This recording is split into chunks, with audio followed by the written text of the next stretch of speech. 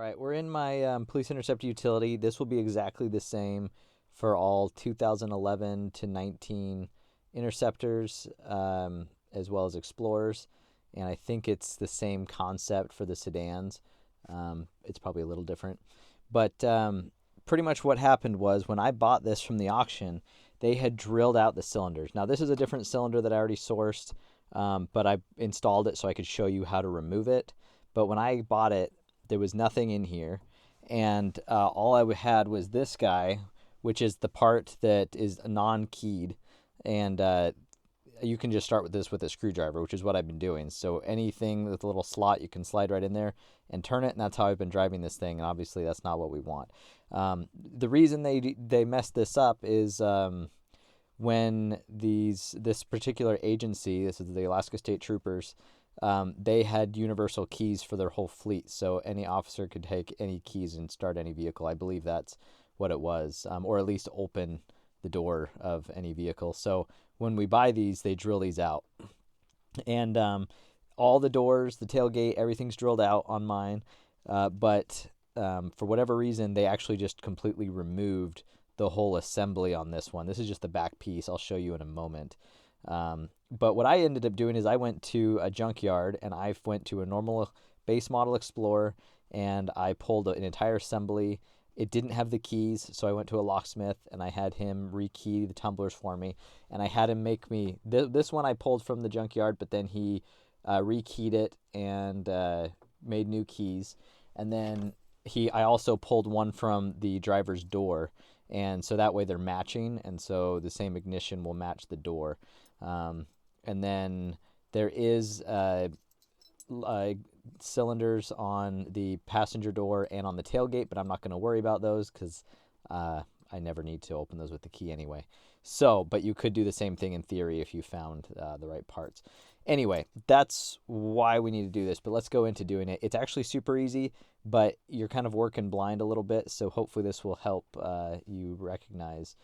So first I'm going to show you, if yours is drilled out, how to get it out. And then if you're at a junkyard like right now or about to go and find one and remove it, I'm going to show you how you can do that at the junkyard.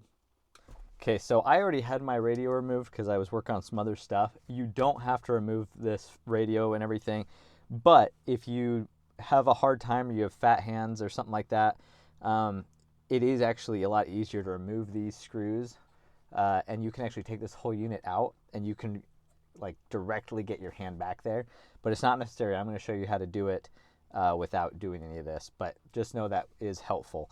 So first thing is there's a cover right here, and I already started getting it off, but get a trim tool or a flathead, and careful because this is kind of a hard foam, and it's real easy to damage and tear this. So if you just get a flathead and pry on it, it might harm it. So what you can do is just get a piece of plastic or another key or something, and you could like put it like there, and then you get your flathead, if that's what you're using, or a trim tool to pop that off. And I already had this partially removed just for demonstration purposes. And all this is it just a faceplate that clips onto there. And now we're going to have access to our cylinder. So we're just going to assume that you don't have the key for this, which you can take it out even without the key. So you're going to need a really skinny, long, flathead screwdriver. It's going to go in there about the half length of my pinky. I don't think I can get it with this one. Maybe I can. There's a tab. Okay, it looks like I can get it. So there's a tab on the right side, and pretty much on the left side, there's essentially like a hook, a catch and hook system, and on the right side, there's a tab. And you don't even have to really see what you're doing because the tab's about that big. It's pretty wide, so just put a flathead in there and kind of pivot it like this. And so you're going to pivot it like this and then just push, and it will fall out. So now it's just kind of fallen back in there. And I've already removed this panel down here. And the panel, if you're unfamiliar with what it looks like, it's this panel right here. And this had already been removed. They took it off when they were decommissioning it. I just never put it back on. But it's got these 7mm screws, and you just buzz all those off. And then it's got some clips. They broke one on this one, tried to glue it, didn't work. But you pop this panel off, and that will give you access. So if we go underneath here, with that panel removed, we can access everything just by reaching up underneath. But it's still kind of hard because if you look inside here, there's like a little metal bar right there and right there.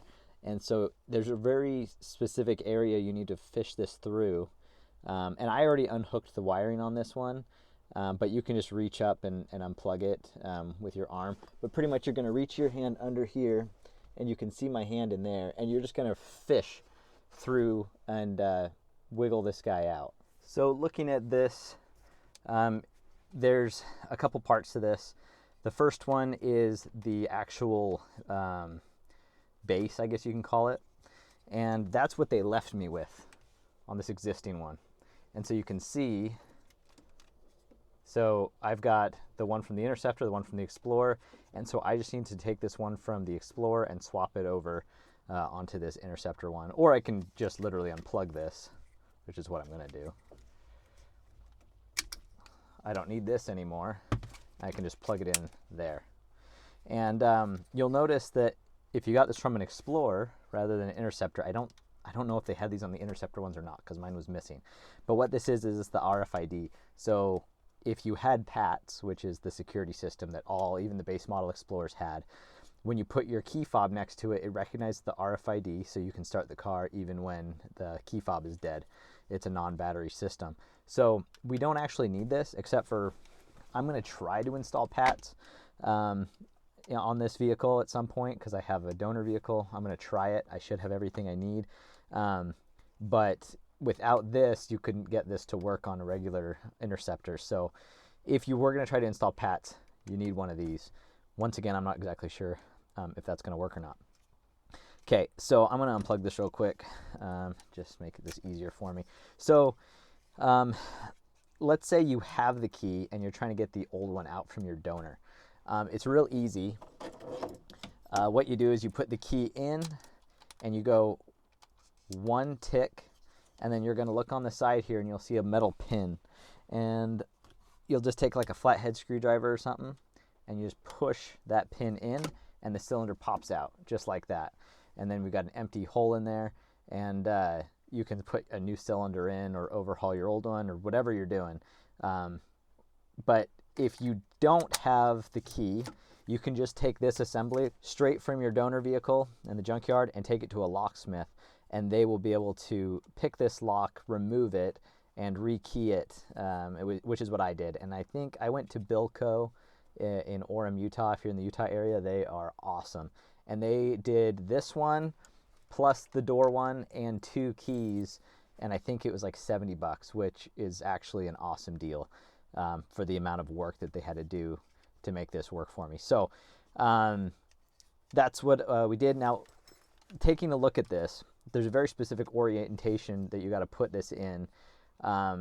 So you'll see that right here there's a channel, and then on this side another similar channel, but this one is actually like a kind of a springy retention. And this is the one that it was in here like this, and we put the screwdriver in to push this away, and then it popped through. So what we have to do, if you look in here, you'll see that there's this lip right here, and that is what this side is going to hook onto, that channel. And then you'll see on this side there's another one. It's a shorter one, and that is the one that this one that we release hooks onto. See how it's a little shorter than this one, and the lips are a little shorter on this side, and this one's a little longer. So pretty much what we have to do is fish this in a certain orientation, which is like this. And if you look at the back, this big block will be facing straight up and down, or up. And so we're going to have to fish it in here from behind, and we're going to hook this channel on that lip, and then we can rotate it and it will snap into place on the opposing side. And then all we have to do is plug it in, and that's it. So this is where removing this screen and the APIM stuff up here would be useful, but I'm going to show you that it can be done without. So I'm going to try to keep it in the right orientation for the most part and fish it through.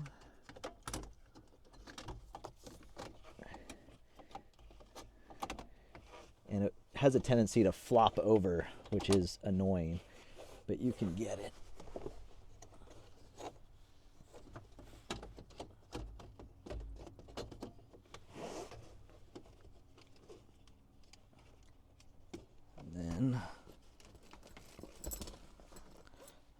my key in to help guide it.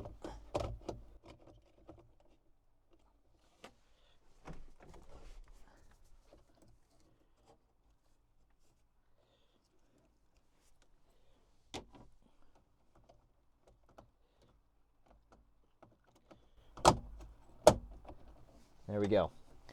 So if you couldn't tell what I was doing, I hooked the left side first, and then I was using the key for leverage, and then I just popped it over to the left, and this side popped in. Now we've got our ignition going, but I haven't plugged it in yet. And then all you have to do is take your little cover plate. There's two little alignment tabs, one right here, and then one there and there. So you'll just like that. A lot of times, if they have an aftermarket secure idle, they will have spliced wires into these, to the ignition wires here. And in my wiring cleanup repair video, which at the time of filming this hasn't actually been released yet, but it is pretty much finished, I go over how to clean all that up if you want to do that. If you're having ignition issues where it's just not working right, it could be that the wiring was damaged from when they put that in and possibly when they removed it.